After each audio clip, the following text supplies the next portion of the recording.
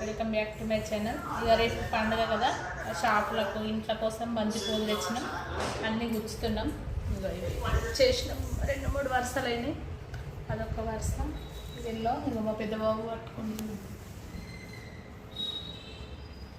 ఇందులో ఒకటి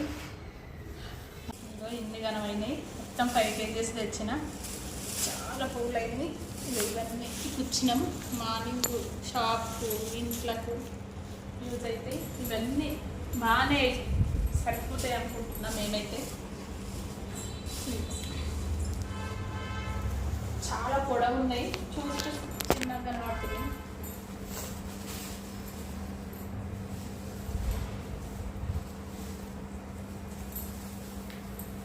మా ఇంటి డెకరేషన్ కోసం, షాప్ కోసం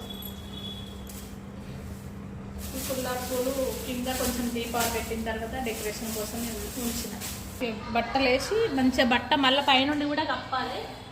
పువ్వులు ఫ్రెష్గా ఉంటాయి, ఎందుకంటే మనం ఫ్రిడ్జ్లో బట్ట ఇన్ని గనం పూలు కదా, ఈ బట్టలు పెడితే మంచుకు మంచిగా ఫ్రెష్గా కనబడతాయి. పువ్వులు కూడా ఫ్రెష్గా ఉంటాయి, అట్లనే ఇప్పుడే తెంపినట్టుగా. మీరు కూడా చూడండి ఒకసారి, ఇట్లా తెలియని వాళ్ళు ఉంటే ట్రై చేయండి పెట్టి.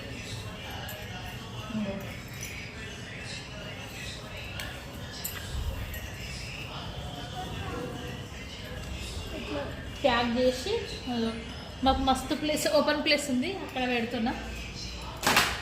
మార్నింగ్ మంచు మొత్తం కురుస్తుంది, అప్పుడు పూలు ఫ్రెష్గా కనబడతాయి. ఇప్పుడు చీకటి ఉంది.